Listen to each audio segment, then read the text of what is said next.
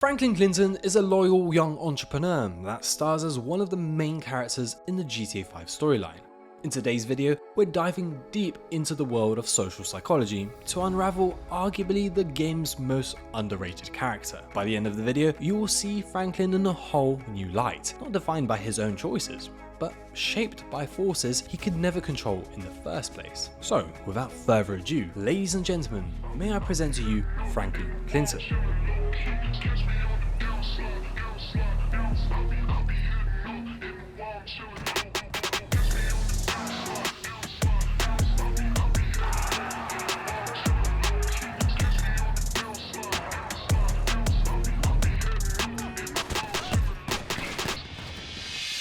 Franklin Clinton was born and raised in Los Santos, but not in this house, this one. He quickly entered a life of crime along with his good friend Lamar, as they both joined the Chamberlain gangster families. Yet due to the gang's old-fashioned ways, they left and became the founding members of the Forum Gangsters. Unfortunately for Franklin, his home life was not pleasant nor stable, which would have been a big reason for him to join a gang in the first place. His mother was highly dependent on a certain white powder, and his father was never really in the picture, causing him to be seriously emotionally neglected.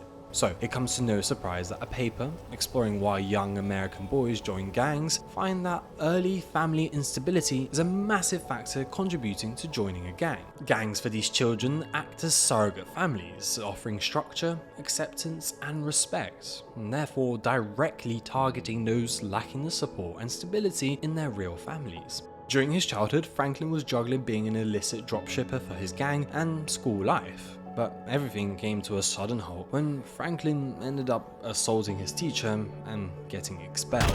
Research shows that those who had joined a gang in adolescence were about half as likely to graduate. In addition to this, his personal relationship with a girl called Tanisha was also affected by his gang allegiance, with her having to end things as she feared his criminal lifestyle. So, with all that said, you would expect Franklin to be a very different character in the present day. You wouldn't expect him to be a loyal, calm and thoughtful person that maintains the peace between two very strong personalities. But in the early stages of the game, Franklin displays his loyalty in numerous ways. Towards Lamar, he does so by taking part in his questionable side quests, and always providing supporting gunfire when stuff doesn't go to plan. On the other hand, he remains loyal to his extended family. He ain't my cousin. Whatever, if that's how you feel. By literally doing their own job for them. During this mission called Favors, we start seeing Franklin's desire to move away from the life he's currently living. So I ain't seen you around the hood much? I've been trying to branch out. Can't stay in Chamberlain. I've been trying to branch out.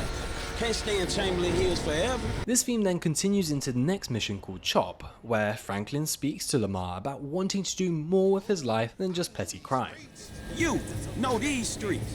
Man, all you know is dime bag hustling, credit card stealing, boosting gas tankers on me. Come on, man. You trying to be some fucking commodity trader or something? Fool, that shit went up, man. Look, homie, I don't mind dying, you feel me? But I just want to die with something that matters, homie.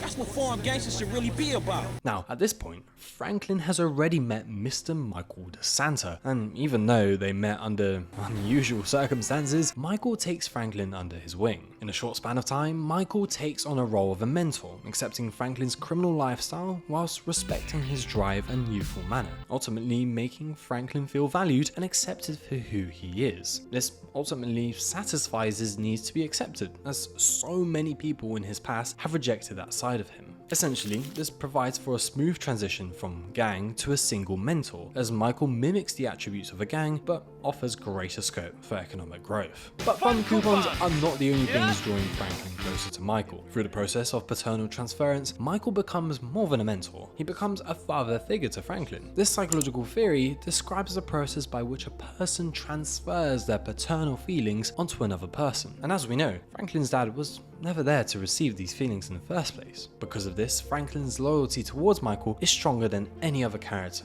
And it also doesn't hurt that Michael reciprocates this deeper connection with him, calling Franklin a son he never had. But then Trevor enters the chat.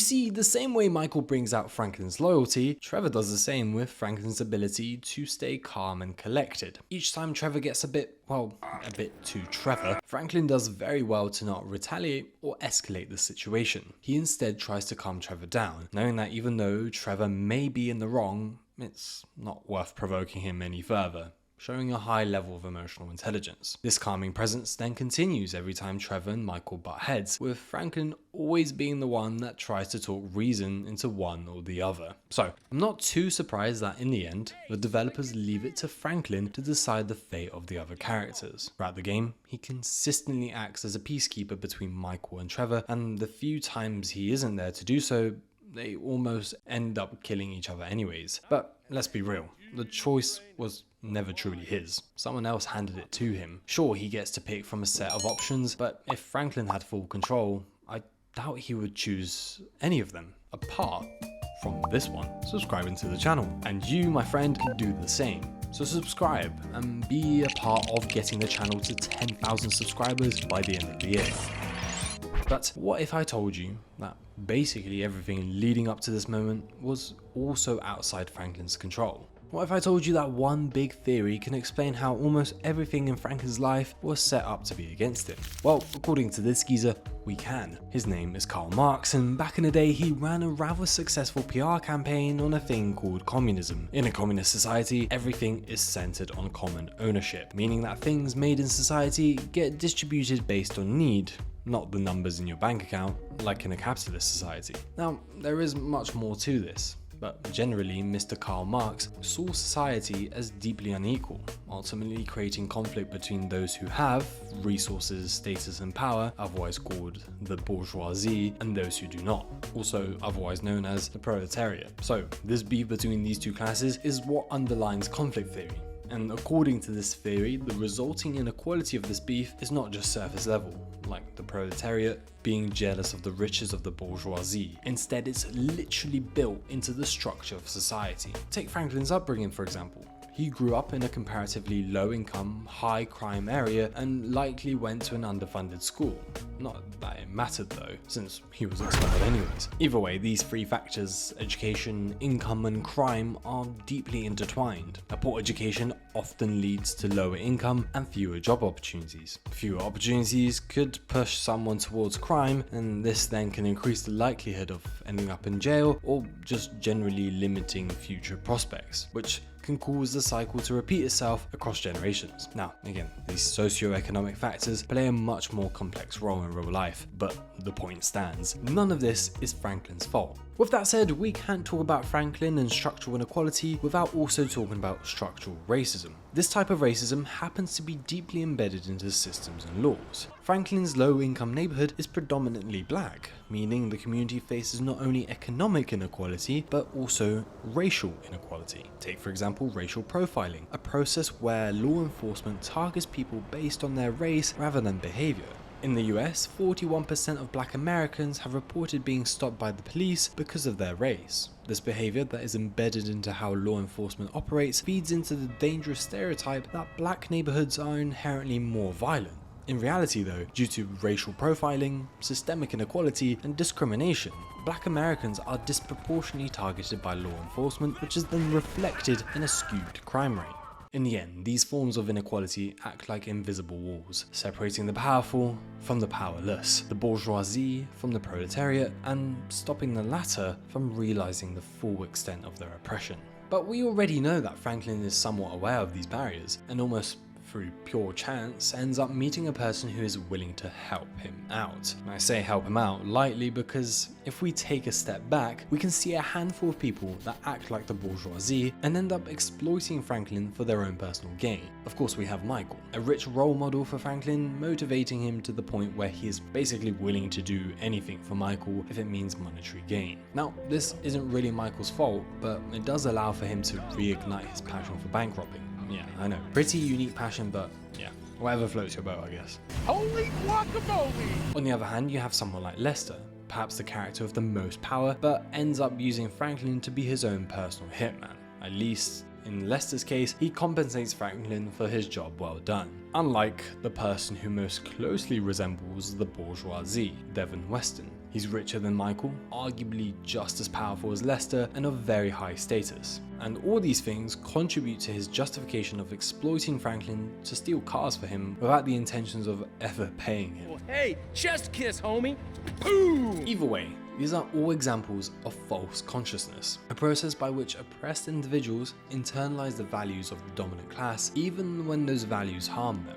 And what are those values? Well, they all kind of boil down to money and power. You see, for someone like Franklin, who wants to get out of poverty and make a better life for himself, money creates almost like a blindfold, hiding the immorality of his actions and justifying the terrible acts he does in order to obtain it. Therefore, money might not buy you happiness, but it does buy you opportunity. If you have money, you can afford to live in an affluent area. You can purchase experiences that raise your cultural capital and be in an environment where opportunity almost lands itself at your feet. With that said though, I still believe that Franklin is a very intelligent character and has a strong sense of this stuff playing into his life. Even when he's made it, and despite having millions in the bank, you can often see him feeling depressed and showing self-hatred after he inhales some very fruity water vapor.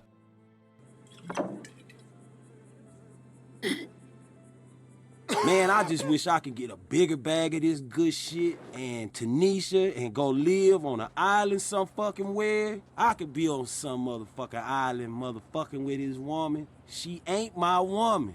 She ain't shit to me. I ain't shit to me. My motherfucking mother. Man, my fucking mother, man. I miss you. Drug addict ass fool. Just like I'm on drugs. Shit. Yeah, man, I'm happy. I'm happy as you can be when you're all alone and everyone hates you. I could shit myself. I hope I didn't shit myself. Did I? Nah, hell nah, not again. This is most likely his coping mechanism, as he understands his way to the top was filled with unethical choices. In addition to this, as a character, he is extremely tidy, organized and well presented, which, considering how much of his life was not chosen for him, might be very strong evidence of him trying to display control over his own life and environment. But unfortunately, we all play this predetermined game of life, where some people start off with multiple chests filled with diamond armor and others start with sticks or nothing. Karl Marx presents us an interesting theory that explains a lot about Franklin's life, but the theory itself is riddled with criticism. And maybe we're not giving Franklin enough credit where credit is due. Perhaps he played the game so well that he ended up becoming victorious at the end, gathering all the riches his family only dreamed about and eliminating the rich who initially controlled him.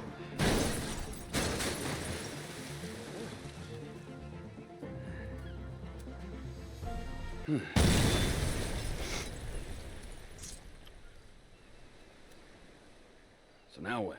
So, now I ask you, is Franklin Clinton really a player, strategically moving through life, outsmarting the system, or is he just a pawn, placed on the board by forces far beyond his control, only to be sacrificed for someone else's gain? But in a world built on structural inequality, perhaps the game was rigged from the start.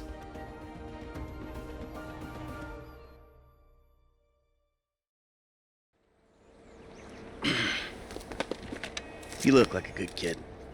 But if you want my advice, you give this shit up. You work hard, screw over everybody that you love. Hurt, rob, kill indiscriminately, and maybe, just maybe if you're lucky, you become a 3-bit gangster. It's bullshit. Go to college. Then you're gonna rip people off and get paid for it. It's called capitalism.